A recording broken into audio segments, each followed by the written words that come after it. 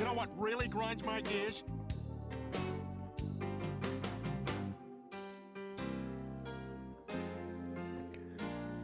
So with GTA 6 now on the horizon and about a little over a year away from release, I thought I would take the time to go over the game, my thoughts about what I would like to see in the next installment of Grand Theft Auto. It's been 10 years since GTA 5 was released, one of the greatest video games of all time.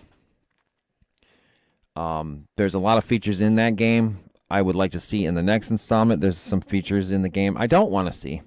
There's some features in previous GTA titles I would like to see. And so I thought I'd come up with a list of ideas that I hope are in the game, and hopefully Rockstar is going to bring to them. I think I did this before with the MLB The Show review years ago. And eventually, most of that stuff that I asked to be in the game eventually got released, and the more recent titles of that. So hope you guys are doing good. It is December 7th, 2023. And I have 10. I thought about this. I wrote up a list of 10 things that I would like to see in the next Grand Theft Auto game. Number 1, I would love for them to keep the current driving and weapons mechanics. I thought they did a great job with GTA 5 improving the driving mechanics and the weapon wheel. I thought that was a great feature. I thought the driving in GTA 4 was horrendous. A lot of people like it over number 5. I disagree. It felt like anytime I got into a car and was driving, the camera always kind of leaned to the side, or felt like you see those kids back in the 90s acting cool and they're low riding like this or driving like that. It just didn't feel comfortable, and just the driving. It was very hard to find the right car that handled right.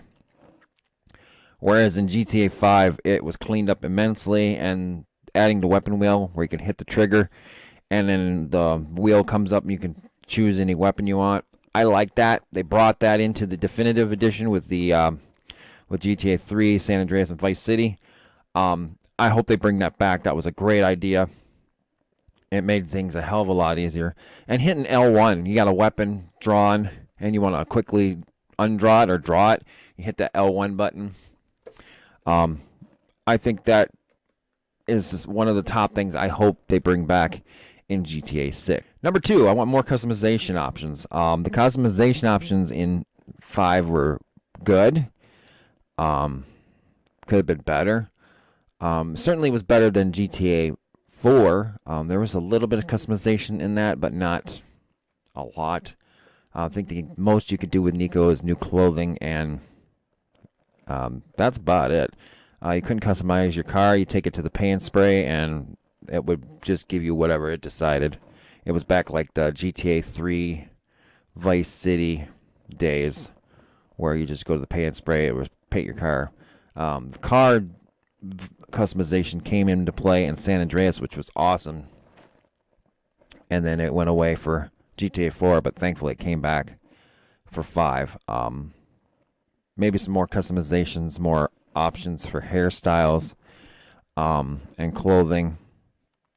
And maybe instead of the current clothing, they could have some retro stuff. I mean, it takes place in Vice City, so maybe have a folder with 80s clothes, and maybe have a throwback to Tommy Vercetti's Hawaiian shirt, something like that. I think that'd be a cool Easter egg to add to the game. So definitely more customization on vehicles, clothing, maybe even housing, which we'll get into here in a little bit. Number 4, more options to buy property. This is something that's been in the game off and on since Vice City. And number 3, we couldn't buy property. We had a safe house given to us. In Vice City, that was the first GTA game that we were able to buy properties and make money off of. And it got a little better in San Andreas, but then it stalled out in GTA 4. You couldn't buy any properties in GTA 4. Or Liberty City Stories. You could buy property in Vice City Stories, which was great. Enjoyed that, except for being constantly under attack by rival gangs. And then in GTA 5, we got to buy properties again, but I wish there was more options for that. And even if it's not a part of the storyline, if it's just, options to buy a business and just do a separate storyline like Michael and Trevor and Franklin did, but maybe not make them like those little mini missions like go pick up some stuff at such and such. Actually do some mini missions like they did in San Andreas that helps unlock it, and then after it's unlocked, you're making money. Then you can go do the we need more medicine pickup for the smoke on the water, or we need a beer run for the bar or whatever. I think that would be cool to be able to buy more properties and more housing. Would be a nice thing to have. We had a select few houses to purchase throughout San Andreas. I wish they would have added more. I mean, we had a whole neighborhood in Mirror Park that was sitting there wasting away. It would have been so cool to have a safe house in Mirror Park. But that gets me into my next few options, which I'll get into here in a little bit. Also, I would love more, besides more housing, maybe more garages, more buildings that we could buy, and then maybe rent out levels. I don't know, something like that effect. Something that we can just have more options to. My next point is one that's been pissing people off for many years, mostly for GTA 5. They need realistic pricing on items that you can purchase, from clothing to weapons to vehicles. The pricing in GTA 5 is ridiculous. If I want to go buy a car, let's say I just want to buy a regular car. I'm not going to buy a supercar. I'm not going to buy a muscle car. I want a 4-door family sedan. I want to buy a Stanier, the Crown Vic of GTA World. It shouldn't cost me 6 figures or more to buy a Crown Vic. It should cost lower 5 figures max. I think the pricing in GTA 5 is ridiculous. I think it needs to be more realistic for people to be able to purchase items later on, such as properties and all that. They need to work on that. That was one thing I got tired about in GTA 5 as well as GTA Online. My 6th point is when they bring out GTA 6 and eventually, if they do, which it sounds like they're going to, the GTA Online version of that, no flying cars, bikes, or futuristic vehicles. This is one of the things that ruined GTA Online. It got so bad, it's become a toxic place to play. And that's why the modders on the PC version created their own networks so they could ban that crap and just do strict role playing. The realistic car or the futuristic cars, they were fun while they lasted, but now it's a big headache. It's a waste of time. It's just people being a bunch of assholes, blowing other people up while they're trying to do their jobs, making profit.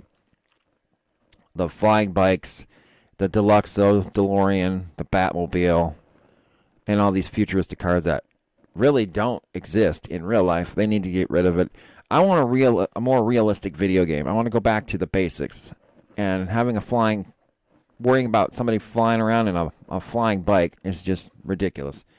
They need to get rid of that, which brings me to my next point that will help stabilize the futuristic flying vehicles. Now, as you know, on GTA 5, there's 2 separate entities. There's storyline mode, and then there's GTA Online. In this next point, I think they should add a third one, and that is adding a separate online server for role-playing. Now, what that means is, recently in the last year, Rockstar bought 5M. 5M is one of the developers that did the modded version of GTA Online, where people can go and make their own server. You can add stuff to the game. You can make your own rules. You basically role-play. You have cops, robbers, whatever, civilians. You can set who can use what vehicle or what items. And I think adding them purchasing FiveM, they probably finally looked back and realized this is a good thing. It's popular. Let's market this and go from there. I think you're going to see FiveM being used in GTA 6. I don't think it would work for GTA Online, because if they want to do DLCs and all that stuff, and they want to do the flying cars and that's fine. But I think having a separate online server just for role playing and people being allowed to have their own thing, I think that'd be fine. I think that would be fun. I'm not sure if that would work on the console versions. They probably won't be able to do that unless it's on PC. And at this point, there's no talk about when the PC version's coming out. It sounds like it's going to be sometime after the console versions. PlayStation and Xbox are out. But I would love a FiveM server to be able to do that on my own. Bring in some people and set some rules. Get rid of those flying vehicles and say they're not allowed. And just have a nice role-playing community that everybody can have a role and just play and do their own thing. I think that would be a huge thing to add to the game. Number 8, bringing director mode back. This is something I haven't touched with at all, but I know a lot of people have and have done very well. There's been people that have made their own mini movies or TV shows and posted them on YouTube. Done a very good job. I think it's an interesting feature. Me personally, I just haven't had time or energy to do it. I might still look into doing something like that. I think it would be. I think that would be a feature that they should bring back, and I would include not just characters from GTA 6. I would see if I can include characters from the past GTA games, to be able to be involved in director mode. I think that'd be something cool. For my 9th point, map expansion. There's been talk that this is going to be the biggest map of the whole GTA series. There's talk that as the game progresses and after it's been released, there's talk of other cities and other parts of the map being released and added. If this truly is going to be the biggest, baddest GTA of all time, and they're going to do this, it would make sense to do it on the current gens and the future ones that are going to come out whenever.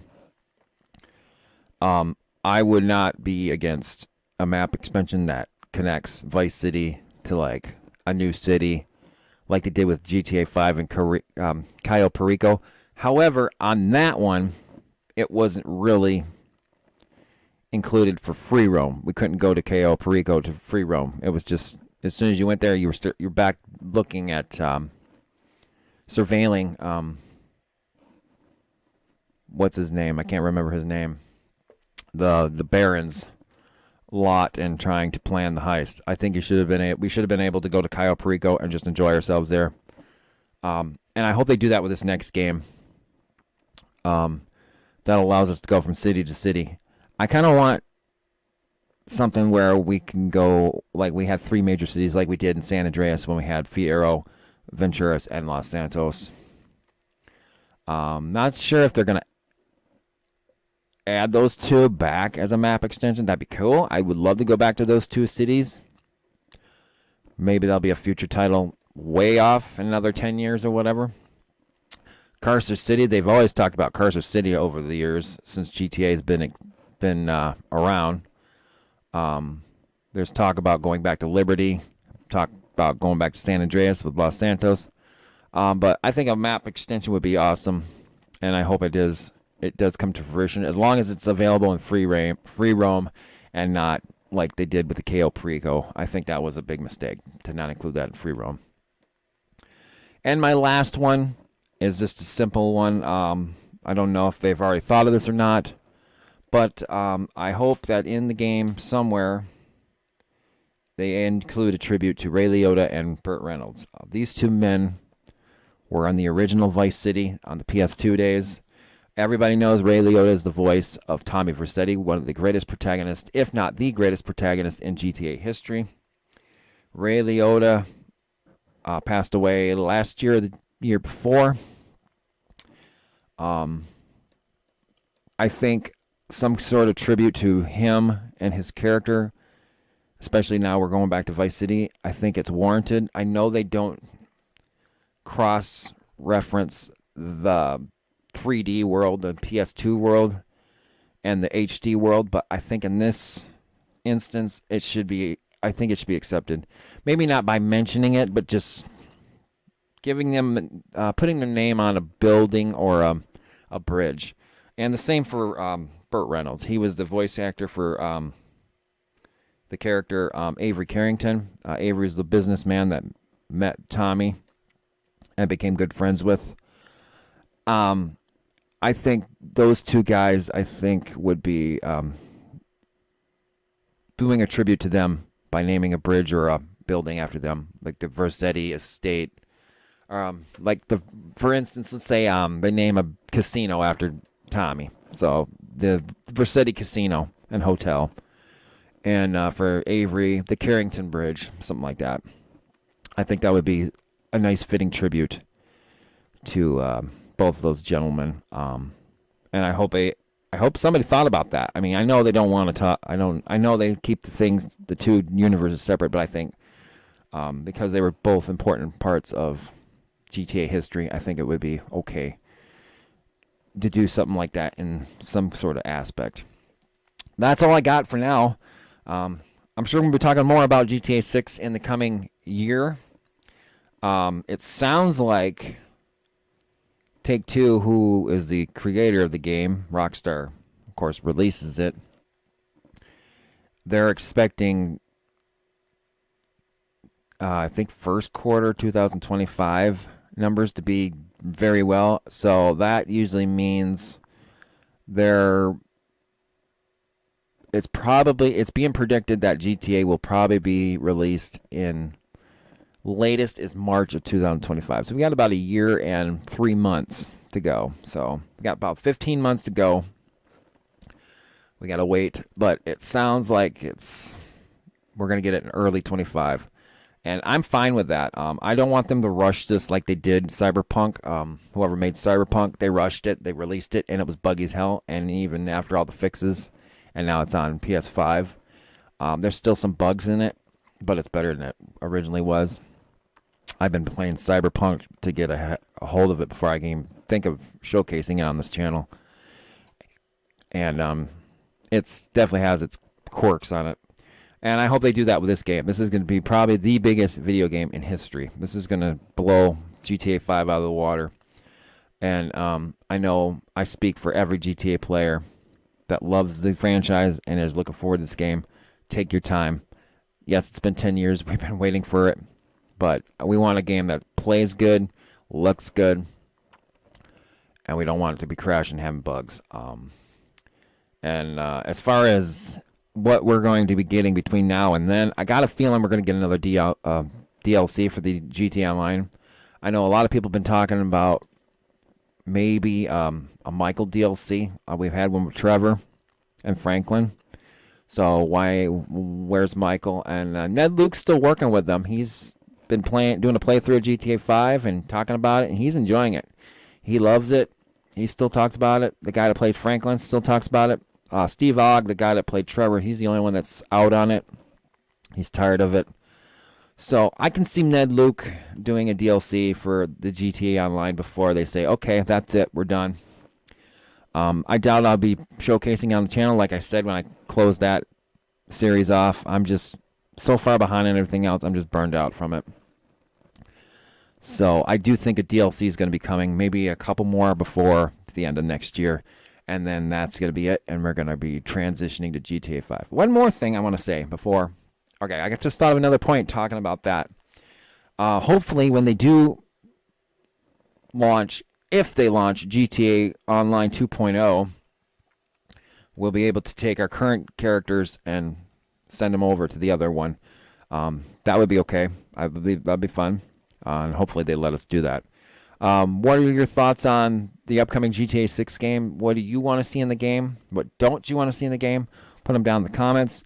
And I'll be interested to see what you guys think. If you like this episode, hit that like button, leave a comment if you like, subscribe to the channel. If you'd like to help out with future projects, please visit my Patreon at patreon.com/mntwins28. You do not have to help, but any help is always greatly appreciated. Until next time, peace out.